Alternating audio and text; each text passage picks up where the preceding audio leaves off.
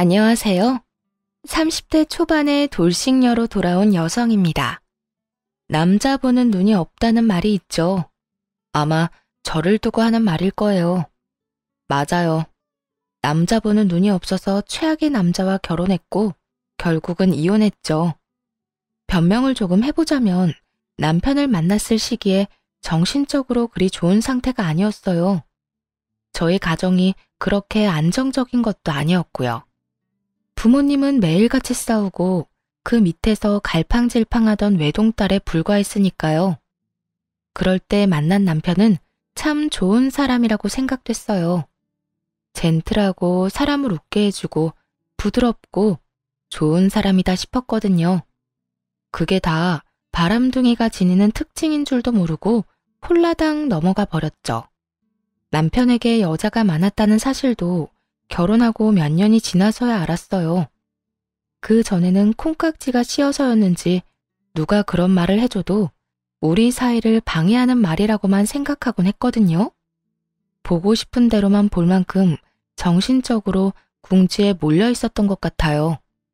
게다가 처음 시부모님과 만난 날 시부모님이 이렇게 말씀하셨기도 하고요. 예, 우리는 다른 거 안 바란다. 떡두꺼비 같은 아들 하나만 낳아주면 돼. 그거면 아무 필요 없어. 알았지? 솔직히 남자친구의 부모님을 처음 보는 자리인데 손주 이야기를 들으니 정말 당황했어요. 그래도 처음에는 손이 귀한 집안이구나 정도로만 생각했죠. 그래서 네, 열심히 해볼게요 라고 답했네요. 제가 열심히 한다고 애가 생기는 것도 아니고 생겼다고 그게 무조건 아들일 리도 없지만 뭐라고 하겠어요? 그냥 노력한다고 할 수밖에 없었죠. 그런데 결혼 기간이 1년, 2년 넘어가도 애는 생기지 않았고 점점 답답하기도 답답하고 점점 조급해졌네요. 여보, 안 되겠어. 우리 병원 한번 가보자. 혹시 모르잖아. 나한테 문제라도 있으면 어떡해. 그럴 일 없어. 우리들 아직 젊잖아. 조금 더 시도해보다가 안 되면 그때 가봐도 안 늦어. 싫어. 나 솔직히 어머님 만날 때마다 매번 손주 이야기하는 거 너무 압박감 들고 스트레스야. 일단 가서 확인이나 해보자. 응? 결국 이런 상황에 못 이겨 남편은 난임병원에서 함께 검사를 받았어요. 그런데 놀랍게도 두 사람 다 정상이었죠. 아무 이상이 없다고 하더군요. 남편에게도 저에게도 문제가 없는데 애는 안 생기니 귀신이 곡할 노릇이었죠. 그리고 그때부터였어요. 시모가 저희 사생활에 간섭하기 시작한 것이 말이에요. 예, 너희 오늘 할 거지? 오늘 날이 좋단다. 오늘 해야 아들이 생긴대. 그러니까 잊지 말고 자정 넘기기 전에 해. 네, 알겠어요, 어머님. 시모는 관계를 가질 날짜까지 지정해주며 간섭했어요. 그게 너무 수치스러웠고 짜증도 났죠.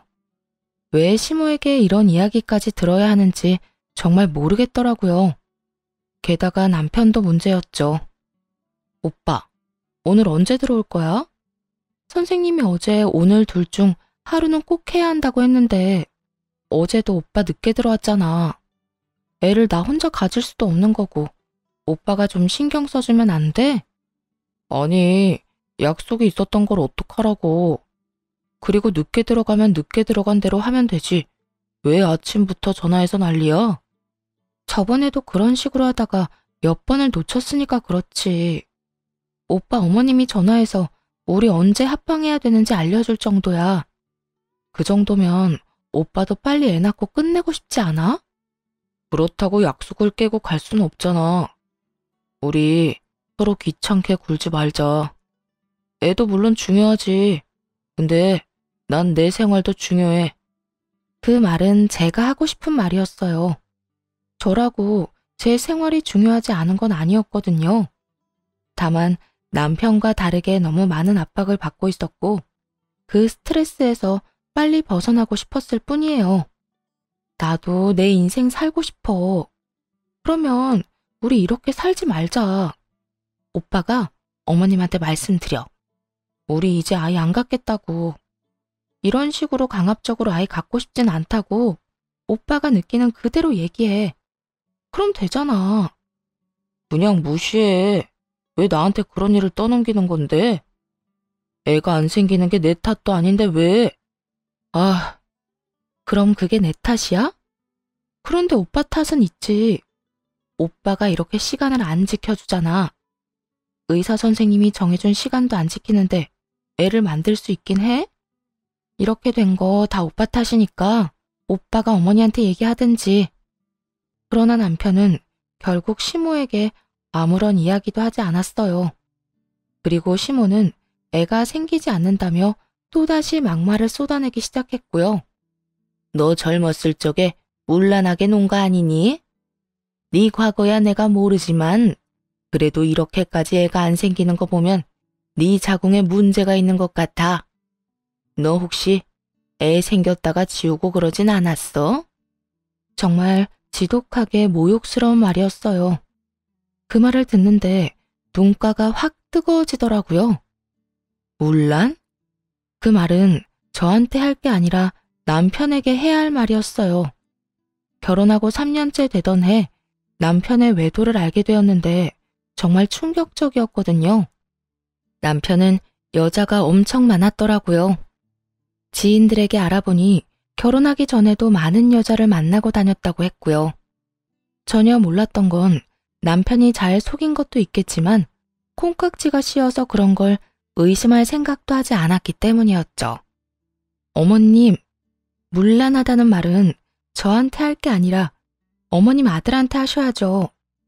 얼마 전에 남편이 업소 여자랑 바람피다가 저한테 들켰거든요. 뭐? 무슨 말 같지도 않은 소리야? 우리 아들이 뭐가? 너 화난다고 아무 말이나 짓거리는 거지? 난 네 말 못 믿는다. 없는 말 지어내지 마. 못 믿으신다고요? 가방에서 지갑을 꺼내 그 안에 꼬깃꼬깃 접힌 종이 한 장을 시모에게 내밀었어요. 이게 뭐냐? 남편이 쓴 거예요. 한 달 전에 바람피다 들켜서 저한테 쓴 각서요. 못 믿겠으면 아들 불러서 확인해 보시면 되겠네요. 시모는 당황한 표정으로 부랴부랴 안에 적힌 내용을 확인하더라고요. 남편이 업소 여자와 바람을 피웠다는 사실, 그 과정에서 상처를 준 사실, 만약 외도를 다시 저지른다면 저에게 1,000만 원을 주기로 한다는 약속까지 적혀 있었고 남편과 저의 지장이 찍혀 있었죠. 그걸 보고서야 시모는 얼굴을 구기기 시작했어요. 그런데 저보고 문란하다고요? 그래요. 아드님이 참 문란하네요. 그런데 그런 남편도 참아주고 사는데 어머님이 저한테 문란하다는 말을 하시는 건 너무하잖아요? 진짜 문란한 사람이 누군데? 애가 생기지 않는다는 이유만으로 죄도 없는 며느리에게 폭언을 퍼붓는 시모에게 해주고 싶은 말이 참 많았죠. 그리고 저희 애 안 생기는 이유 중 절반은 그이 때문이거든요. 의사가 날짜를 정해주면 뭐 하냐고요? 맨날 바쁘다고 늦게 와서 뻗어 자는데. 그 와중에 업소 여자랑 바람까지 피우고. 여튼 저한테 뭐라고 하지 마시고 아들한테나 잘 좀 하라고 하세요. 네가 얼마나 매력이 없었으면 아들이 밖으로 돌아. 그게 다 네 탓이지 왜 우리 아들 탓이야? 결국 또 제 탓이네요. 그럼 영원히 저한테서는 손주 못 보시겠어요. 그러니까 이왕 이렇게 된 거 애는 포기하세요. 저도 더 이상 집착하지 않기로 했어요. 그리고 앞으로 전화해서 사생활 간섭하는 거 그만두세요. 소름 돋으니까요. 이 말에 시모는 신경질적으로 남편에게 전화를 걸더군요. 당장 오라는 말에도 남편 놈은 느긋하게 등장했어요. 시모가 남편에게 따져 물었죠. 너, 이 각서 내용이 진짜야? 남편 놈이 각서를 보더니 난감한 표정을 짓고는 머리를 긁적이며 말하더군요. 그거 와이프도 알아. 일회성 만남이었어. 완전 그냥 잠깐 스치는 인연이었다고. 그런 여자를 진심으로 만날 리가 없잖아. 진심이든 놀이든 너 이 짓거리 하느라고 이때까지 손주 만드는데 소홀했던 거야? 내가 손주 보고 싶다고 얼마나 말했니? 그런데 그거 하나 못하고 이딴 짓까지 저질러? 내가 너 때문에 며느리한테 이런 취급 받아야 해. 왜요? 우리 와이프가 뭐라고 했는데? 각서 밝힌 것도 모자라서 우리 엄마한테 또 무슨 소리 했어? 자기 엄마라고 무조건 편부터 들고 나서는 남편놈을 보면서 한심한 표정으로 남편에게 말했죠. 어머님이 나더러 문란하게 놀아서 애 안 생기는 거냐고 묻길래 당신이 나보다 더 문란하다고 말해준 게 다야. 하도 안 믿으시길래 각서 보여드렸고. 그거 보시고는 부끄러우셨는지 당신한테 바로 연락하시던데? 그럼 이게 내가 잘못한 거야? 당신이 잘못한 거야? 이 말에 남편놈도 입을 꾹 다물고 저와 시모 눈치를 보더군요. 모르면서 남 탓하지 마.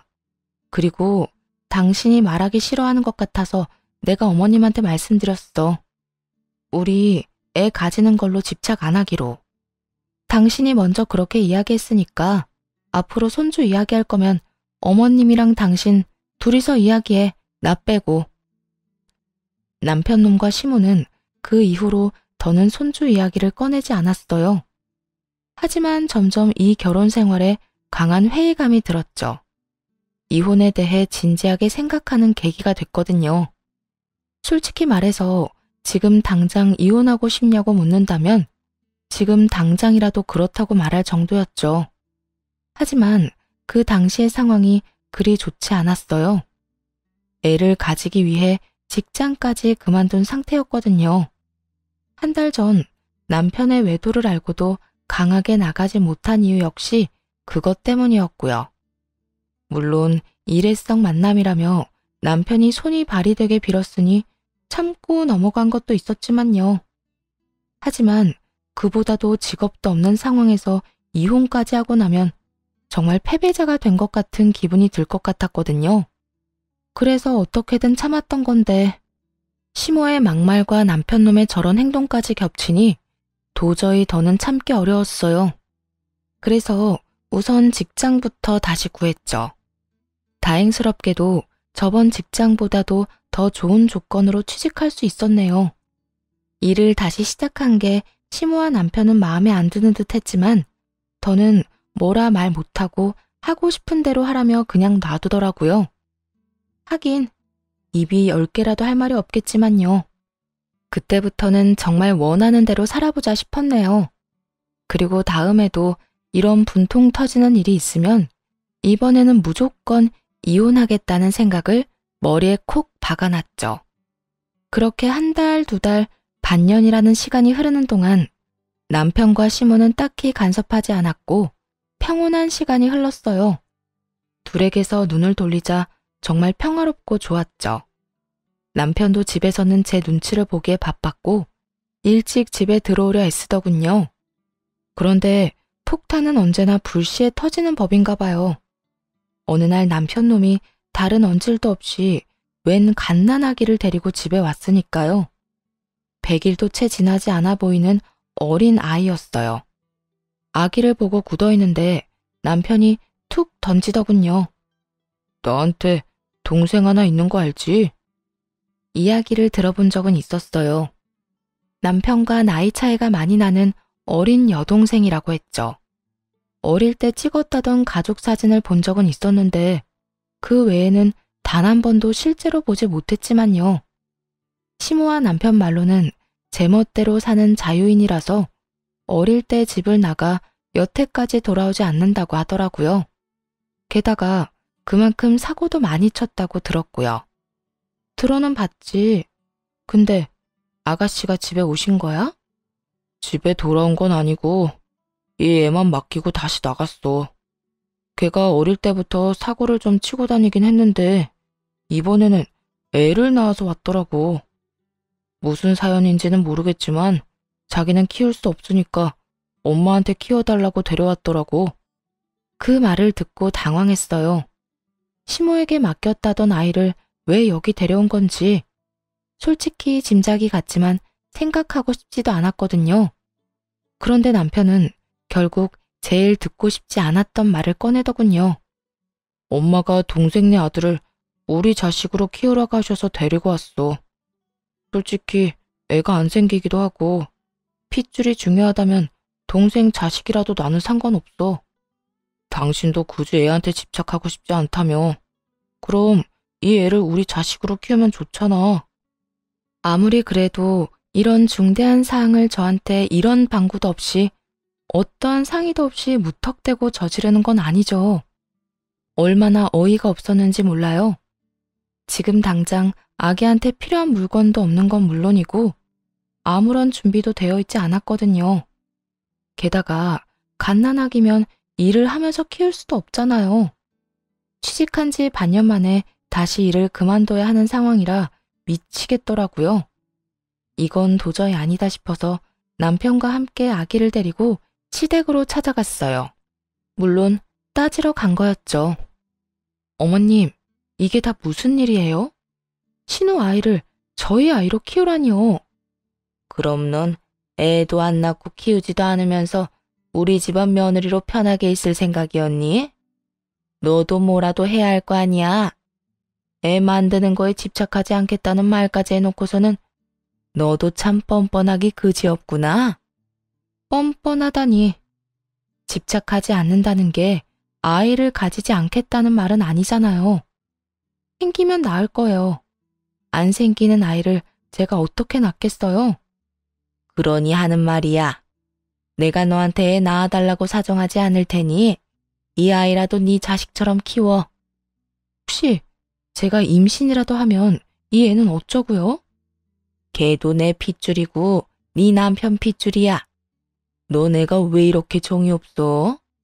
자식 하나 키우나 둘 키우나 똑같아. 너도 좋잖아. 내가 더는 잔소리 안 하겠다는데. 물론 잔소리를 안 하면 좋긴 하죠. 하지만 그거랑은 다르잖아요. 이건 정말 선을 넘은 거 아닌가요? 자기들끼리만 상의하고는 통보한 건데요.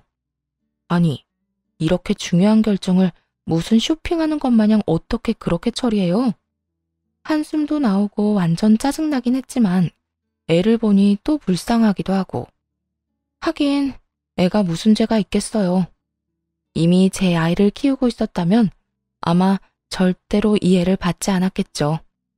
하지만 일단 애가 들어설 기미가 없으니 우선은 애를 데리고 오긴 했어요. 아가씨는 언제쯤 집에 돌아올 것 같아? 나야 모르지. 그런데 애 낳고 도망갔는데 돌아올까? 돌아와서도 모르는 애 취급하겠지. 그냥 우리 애로 키우자. 나도 많이 도와줄게. 너도 애 많이 갖고 싶어 했잖아. 남편 말을 들으니 측은함도 들더군요. 그래도 동정심으로 이런 중대사를 결정하고 싶지는 않았습니다. 일단 3개월, 딱 3개월만 애를 키워볼게. 내 아이로 등록하는 건 그 뒤에 결정할 거야. 나도 이 이상은 양보 못해. 남편 놈은 지금 당장이라도 이 아이를 우리 아이로 서류상에 올리고 싶은 모양이었지만 그것만은 안 된다며 남편을 막아섰어요. 섣불리 행동했다가 피 볼 일은 만들고 싶지 않았거든요. 그런데 남편 놈은 애를 데려온 이후로 매일같이 난리를 치더군요. 이 애의 출생 신고를 우리 앞으로 해야 한다면서요. 어차피 우리가 키울 거면 우리 앞으로 출생 신고하는 게 맞아. 당신이 양보해주면 안 될까? 동생도 그러면 더 마음이 편할 테고. 그건 아니지. 내가 키울 생각이 아직 확실하지 않은데 내가 엄마라도 되면 나중에 아가씨가 애 원할 때는 어떻게 할 건데? 가족이라고 이런 문제 섣불리 처리하면 나중에 피 보는 건 우리야. 그러니까 신중하게 생각하고 싶어. 그런데 애 출생 신고도 여태 안 한 거야? 그럼 어떡하냐? 동생이 출생 신고를 안 하고 싶어 하는데 자기 밑으로는 절대 못 넣겠다고 해서 우리한테 부탁한 거잖아. 나는 당장이라도 내 아들로 등록하고 싶지만 어차피 당신 동의가 필요하니까. 그렇다고 내 애가 아닌데 내 애로 등록하는 건 쉬운 일이야? 나한테는 큰일이라고. 일단 좀 더 지켜보자. 그렇게 겨우 잠잠해졌죠. 그리고 그 이후로 딱 2달 정도 지났을 무렵 일이 터졌어요. 그때는 아이에게 정이 들기 시작한 시기이기도 했죠. 어버이날이라 시댁에 들렀는데 시부는 없더라고요. 시모 혼자 있었는데 시모는 급히 가야 할 곳이 있다고 하더군요. 그래서 저와 아이는 시댁에 남아 있었고 남편과 시모는 남편 차를 타고 밖으로 나갔어요. 저는 시댁 집에서 아이를 보고 있었죠. 그런데 갑자기 벨이 울리더군요. 가족이라면 비밀번호를 누르고 올라왔을 텐데 벨을 누르는 게 이상해서 인터폰을 확인해 보니 모르는 남녀 2사람이 있더군요. 누구세요? 여기 김영자 씨 집 아닌가요? 저는 딸인데 오랜만에 집에 오는 거라. 김영자는 시모의 이름이었어요. 곧 들리는 딸이라는 말에 놀랐죠. 한 번도 직접적으로 본 적은 없었으니까요. 그런데 얼굴이 묘하게 익숙했어요. 시모가 예전에 가족 사진이라며 보여주었던 사진 속 신우와 닮았더라고요. 물론 사진보다는 더 어른스러운 모습이었지만요. 깜짝 놀라 문을 열어주며 말했어요. 어머, 죄송해요. 어서 들어오세요. 들어온 신우는 제가 누구인지 궁금한 눈빛을 보내더군요. 아, 저희 초면이죠? 몇 년 전에 오빠랑 결혼한 사람이에요. 그때 결혼식에 오지 못하셔서 얼굴은 못 봤을 거예요. 오빠랑 어머님은 잠깐 밖에 나가셨으니까 일단 안에서 기다리세요. 세상에, 이 오빠는 결혼하는데 나한테 연락도 안 했어? 죄송해요. 결혼식에 참석은 했어야 했는데 바빠서 참석을 못했어요. 아니요, 괜찮아요. 이렇게 보게 됐으니 된 거죠. 아마 1시간 이내로 가족들 올 테니 편하게 앉아서 기다리세요. 그렇게 거실에 앉은 신우는 제가 안고 있는 아이를 보며 눈을 빛내더라고요. 그런데 아기가 너무 예쁘네요. 몇 개월이에요? 오빠 아들치고는 많이 얌전하네. 오빠 별로 안 닮았네요. 순간 뭐지? 싶었지만 혹시나 해서 신우 옆에 있는 사람을 보며 슬쩍 물었어요. 그런데 옆에 계시는 이분은 누구세요? 아, 이번에 결혼하게 될 사람인데 부모님한테 인사시키려고 같이 내려왔어요. 어버이날이라 그간 못 뵀던 것도 있고. 신우의 말에 이 남자는 애 아빠가 아니구나 생각했어요. 그러니 자기 애라고 하지 못하고 이런 식으로 말하는 거겠죠. 음료수라도 내드리기 위해 부엌으로 가는데 신우가 따라오더군요. 그래서 거실에 들리지 않도록 작은 목소리로 신우에게 물었어요. 아가씨, 그런데 제가 너무 궁금해서 그런데 저희한테 맡긴 애 아빠가 이분이 아닌 거죠? 네? 그게 무슨 소리예요? 신우가 펄쩍 뛰며 놀라서 반문하더군요. 이걸 모른 척 해줬어야 했나? 싶어서 다시 말했어요. 미안해요. 비밀인 거죠. 사실 2달 전에 저희도 급하게 애를 맡게 된 데다가 아가씨가 이렇게 다시 집을 찾을 줄 몰랐어요. 혹시 불편하시면 저랑 아기는 나가 있을까요? 애 얼굴 보면 좀 그렇잖아요. 지금 무슨 소리예요? 제 아이라니요. 저는 아이 한 번도 본 적 없어요. 제 몸을 좀 보세요. 저 아기가 아무리 많이 봐줘도 6개월밖에 안 돼 보이는데 제가 애 낳고 6개월밖에 안 된 산모처럼 보이세요? 신우는 아주 팔짝 뛰며 화를 내더군요. 하긴 저도 이상하긴 했어요. 아이를 낳아본 적은 없지만 산후에 몸무게가 빨리 빠지지 않는다고 들었거든요. 게다가 신우는 굉장히 마른 타입이었어요. 배가 하나도 없이 홀쭉하더라고요. 도대체 그런 소리는 어디서 들으신 거예요? 우리 오빠가 그래요? 아니면 엄마가? 2사람 다 저한테 데리고 와서는 신우가 애 낳고 갔다고 우리 보고 키우라고 해서 제가 지금 이 아이를 키우고 있는 거거든요. 그러면 이 애는 누구예요? 이 말에 신우가 더 크게 화를 냈어요. 그걸 제가 어떻게 알아요? 진짜 우리 엄마랑 오빠가 이 애를 제 애라고 말했다고요? 네, 제가 아이가 안 생기니 이 애를 우리 애로 키우라고. 그런데 아가씨 애가 아니면 얘는 누구 애죠? 신우와 이야기를 나누는 도중에 도어락이 열리며 남편과 시모가 들어왔습니다. 둘은 저와 신우가 함께 있는 모습을 보고 당황스러운 표정을 지으며 말했어요. 네가 여기는 무슨 일이야? 오빠, 엄마, 어떻게 이럴 수 있어요? 이래서 이 집에 오기 싫었어. 멀쩡한 처녀를 유부녀로 만드는 이런 인간들 때문에. 어릴 때는 그렇게 차별하면서 괴롭혀놓고 이제는 딸 자식 앞길까지 막으려고 작정하셨어요? 야, 그만해. 나가서 이야기해, 나가서. 됐어, 이거 나. 오빠야말로 정신 차려. 이 애가 내 애라고? 어디 내가 진짜로 애를 낳았는지 건강보험공단에 서류라도 떼러 가볼까? 애를 낳았으면 산부인과 진료 기록이라도 있겠지. 제발 그만 좀 해라. 나가서 이야기하자고 그러지 않니? 나가서 둘이서 이야기해. 속 시끄럽게 여기서 이러지 말고. 엄마야말로 그렇게 살지 마. 내가 이래서 집 나간 거야. 결혼할 남자 데리고 오랜만에 집에 왔더니 뭐? 내 애를 오빠한테 키워달라고 했다고? 말이 되는 소리를 해. 신우의 악에 바친 소리에 시모와 남편놈 둘 다 사색이 되어서는 제 눈치만 보고 있더군요. 게다가 신우의 이야기는 그동안 아무것도 모르고 애를 키우던 제게 의심의 불씨가 되었어요. 어머님, 여보, 그럼 이 애는 누구 애야? 나한테는 분명 아가씨가 낳은 아이라고 했잖아. 그런데 아가씨 애가 아니면 도대체 어디서 데려온 애야?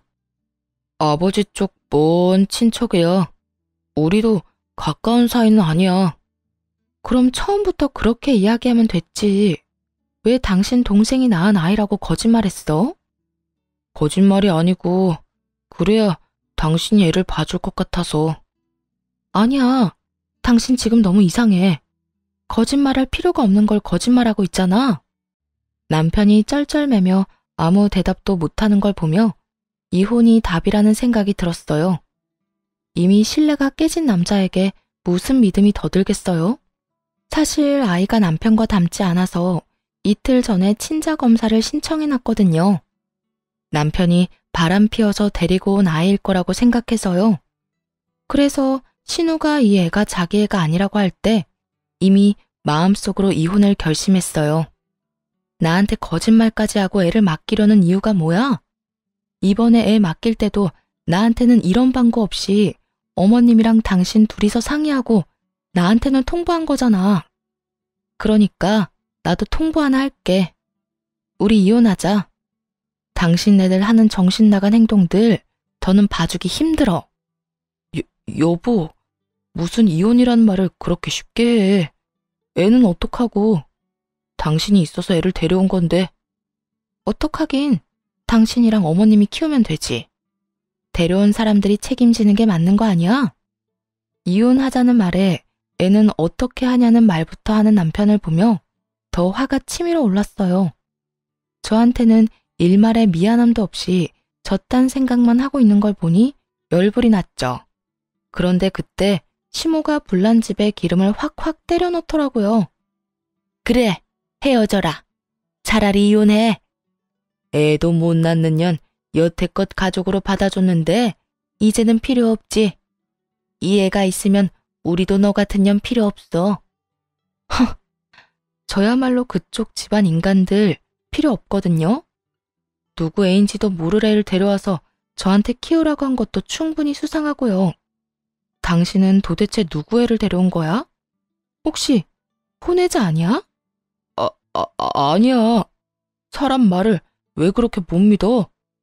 그리고 더는 그 이야기 하지 마. 나도 이야기 안 하고 싶거든. 아, 됐어. 다 됐으니까 헤어지자. 나도 이딴 이야기 듣고 싶지도 않아. 당신 바람 피운 이야기 들어서 뭐 하겠어?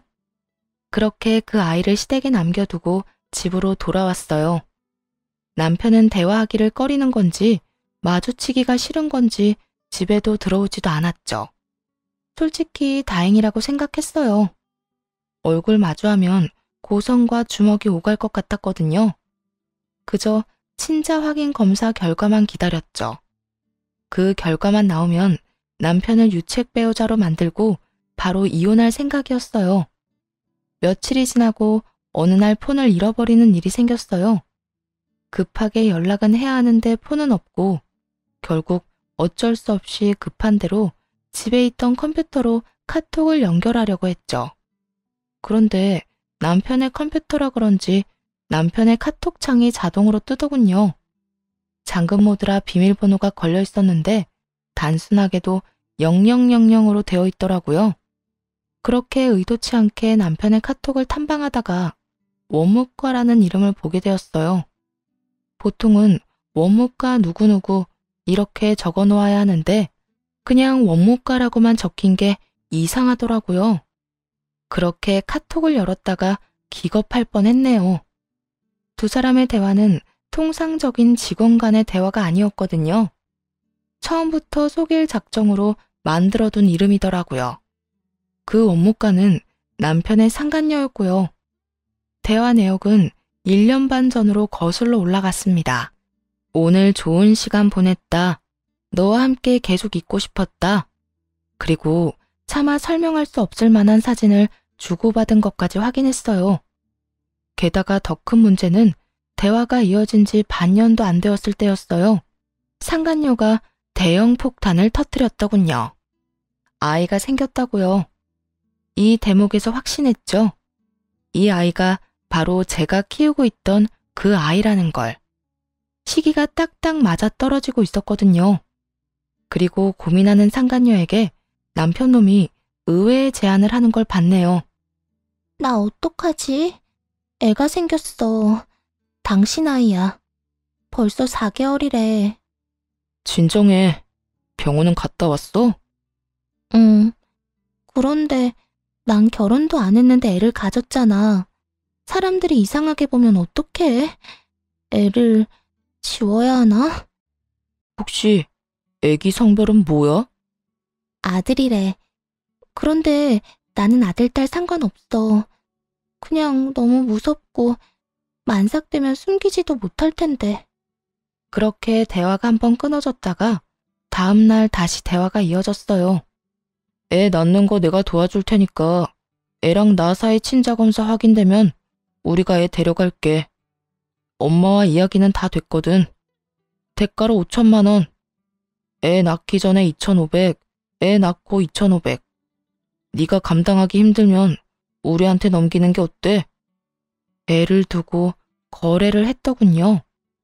애가 7개월이 돼서 배를 가릴 수 없자 남편놈이 2,500만 원을 보냈더군요. 남편놈도 망할 인간이지만 이 여자도 정신 나간 건 똑같아 보였어요.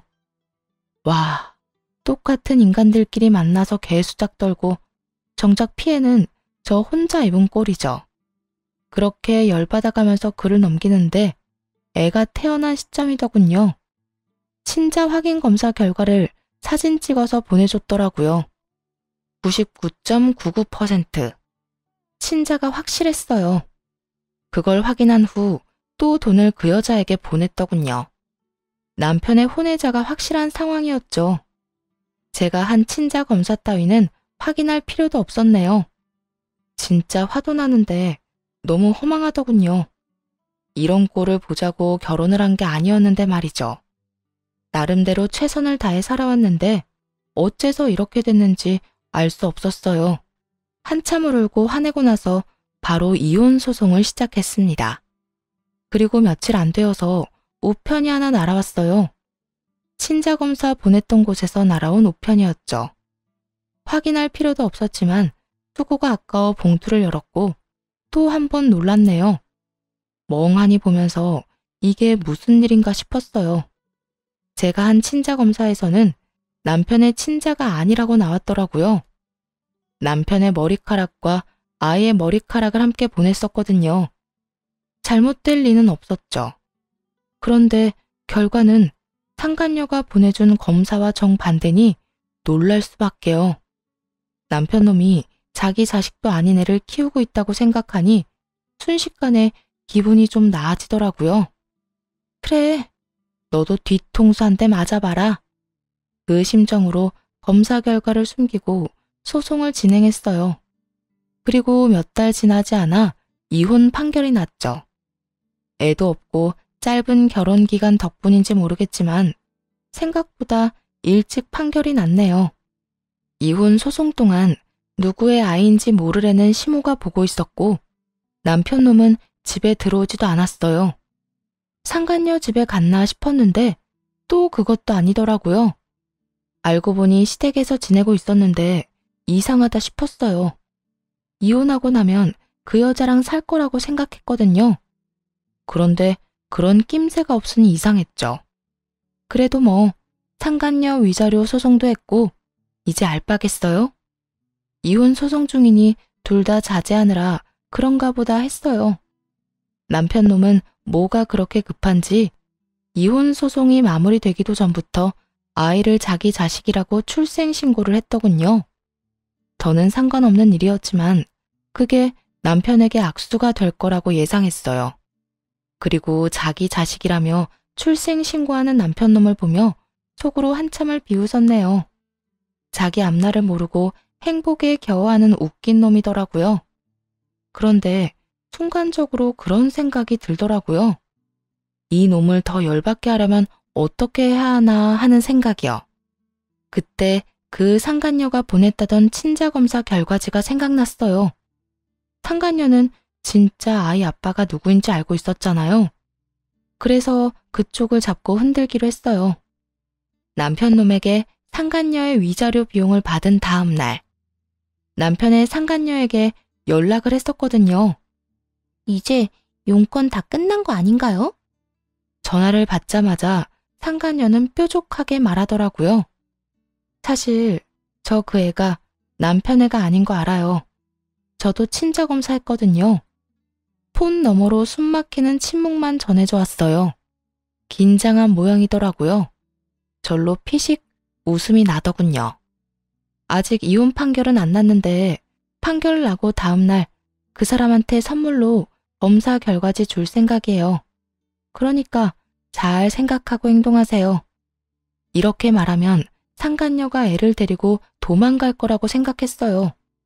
돈도 받아먹었고 위자료까지 대신 내줬는데 알고 보니 남편 자식이 아니라면 맞아 죽기밖에 더 하겠어요. 그 전에 애 데리고 도망가는 게 낫지. 그런데 그 상간녀는 생각보다도 더 나쁜 년이었더라고요. 이혼 판결이 나고 전 남편 놈은 저희 신혼집을 제2의 신혼집으로 만들기 위해 와 있었어요. 저는 짐을 싸서 이제 막 나가려는 참이었고요. 그런데 전 남편 놈만 보이고 상간녀가 보이지 않자 싱긋 웃으며 물었죠. 이 집에 새로 들어올 분은 같이 안 왔나 봐? 당신이 신경 쓸 일은 아니지. 어차피 남남이고 넌 나갈 사람인데 궁금할 게 뭐가 있어? 그건 그렇지. 근데 아쉽다. 둘이 같이 있을 때 보면 좋았을 텐데. 마음에도 없는 소리를 하며 남편에게 서류를 한 장 내밀었어요. 자, 내 마지막 선물이야. 그래도 이건 알려주고 가야 할 것 같아서. 내민 서류 봉투를 슬쩍 보더니 전 남편이 그걸 받아갔어요. 이혼하는 마당에 선물은 무슨. 그러지 않아도 전 남편 놈 기분은 그리 좋지 않은 상태였죠. 왜냐면 유책 배우자가 되면서 위자료를 개원해야 했거든요. 상간녀에게도 상간녀 위자료 소송을 했는데 그것도 전 남편이 내줬더라고요. 돈이 2배로 들었으니 기분이 더러울 법했죠. 기분 더러워 보이네? 근데 어쩌지? 그거 보고 나면 기분이 더 더러울 텐데. 기분이 안 좋은데 왜 선물이야? 이거 뭔데? 기분은 더럽지만 지금 모르면 나중에 더 기분 더러울 만한 거지. 지금 알고 있는 게 좋지 않을까 해서 주는 거야. 그냥 숨겨도 되는데 넌 알아야 할 것 같아서 내 마지막 배려지. 전 남편 놈이 서류를 꺼내 읽는데 눈이 완전 동그래지더군요. 이게 뭔데? 친자검사?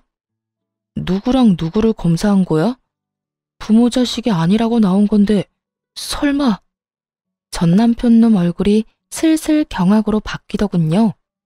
그걸 보는데 즐거워 웃음이 나오더라고요. 응, 맞아. 너랑 네가 데려온 아이. 솔직히 애 데려왔을 때부터 네 애일지도 모른다는 생각이 들어서 몰래 두 사람 머리카락 보내서 검사했거든. 근데 짜잔, 축하해. 너 아빠 아니래. 너도 좋지? 애가 없잖아. 이게 진짜 나랑 애기 거라고? 너 거짓말이지? 이거 장난치는 거잖아. 장난이라고 생각하고 싶으면 그렇게 하든가. 정 못 믿겠으면 네가 직접 가서 확인해보지 그래? 근데 너 어떡하냐? 걔 벌써 네 아들로 출생신고하지 않았어? 어쩌냐? 뻐꾸기 새끼 열심히 키우게 생겼네. 전 남편 놈을 보며 비웃으며 말했더니 너무 놀랐는지 눈동자가 떨리더군요. 아니야, 이럴 리 없어. 내가 확인 벌써 다 했다고. 친자 검사 결과도 받았는데.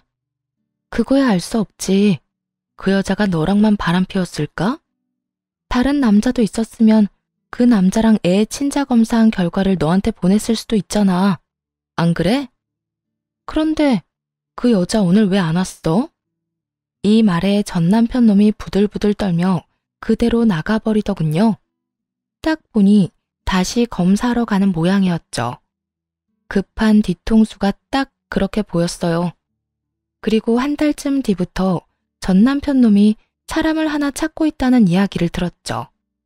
애가 자기 자식이 아니라는 걸 확인하고 상간녀를 찾아갔는데 상간녀는 이미 튄 모양이더라고요. 게다가 애까지 버리고요.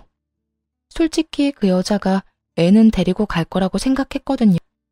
나쁜 인간은 년이든 놈이든 똑같이 나쁘더라고요. 뭐든 상상을 초월한다고 해야 하나요? 하긴 5천만 원이나 받고 상간녀 위자료 소송비까지 전 남편 놈이 대신 내줬는데 들키면 큰일 나겠다 싶었겠죠. 그렇게 상간녀는 도망가고 전 남편 놈은 그런 상간녀 쫓아서 미친놈처럼 돌아다니고 우습더군요. 주변 사람들이 이상하게 봐도 상간녀에게 당했다는 말도 못하는 처지였죠. 아마 전 시모에게도 이야기 안 한 모양이었어요. 전 시모가 전 남편 놈 이상 행동 때문에 저를 찾아온 거 보면요. 혼이 빠진 전 남편 놈 때문에 전 시모가 찾아온 건 이혼하고 2달쯤 뒤였어요.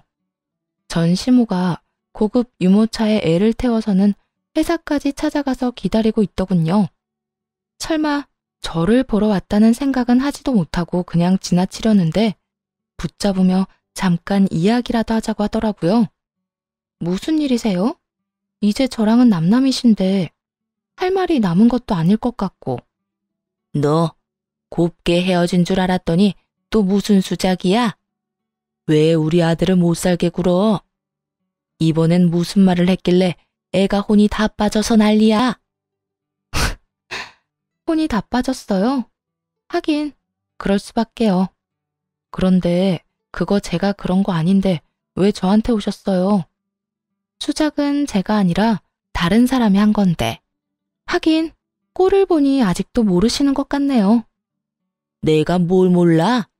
우리 아들한테 무슨 짓 했는지 당장 말해. 너 아니면 우리 집에 이렇게 난리가 날 일이 없어. 시모가 애지중지 보살피는 애를 보고 웃으며 말했죠. 아드님이 말 안 한 걸 제가 하긴 좀 그런데 그래도 듣고 싶다니 말씀드릴게요. 어머님이 애지중지 고이 모시고 다니는 그 아이요. 남편의 아니에요. 당신 손주는 더더욱 아니고요. 그게 무슨 소리야?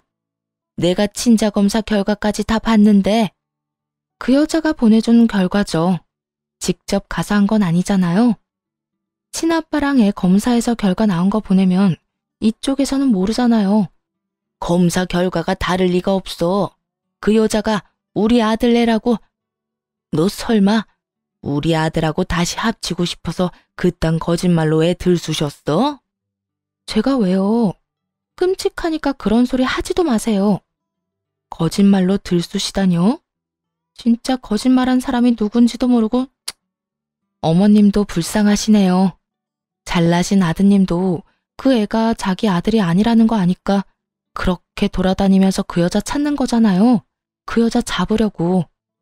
그래야 애를 다시 돌려주든 뭘 하든 할 거니까. 이 말에 시모는 충격받은 표정이었어요. 하긴 제 손주라고 철석같이 믿었으니 며느리에게도 지 아들 상간녀 애를 키우라고 했겠죠. 그토록 그 애가 소중했으니 저하고 남편을 이혼하도록 만들었던 거겠고요. 일그러지는 표정을 보면서 전 시모 가슴에 못 박는 말 하나 더 해줬네요. 그나저나 아주머니 아들도 이참에 병원 다시 가봐야겠어요. 이혼할 때 보니까 이 여자 저 여자 온갖 여자 다 건들고 다녔던데 누구 하나 그 사람 애를 가진 사람이 없잖아요. 여태 애가 안 생긴 게 제 탓이 아니라 당신 아들 탓이었나 봐요. 그럴 리 없다. 그럴 리 없어. 얘가 내 손주가 아니라니. 그럼 난 여태껏 왜? 시모가 급하게 전화기를 꺼내 아들에게 전화를 걸더군요. 무슨 일이에요? 저 지금 좀 바쁘니까 나중에 전화해요. 바쁜 이유는 말하지 않아도 뻔해 보였죠. 왜요? 바쁘시대요? 돈 들고 도망간 여자 찾느라 바쁜가 보네요. 그냥 이따가 전화한다고 하세요.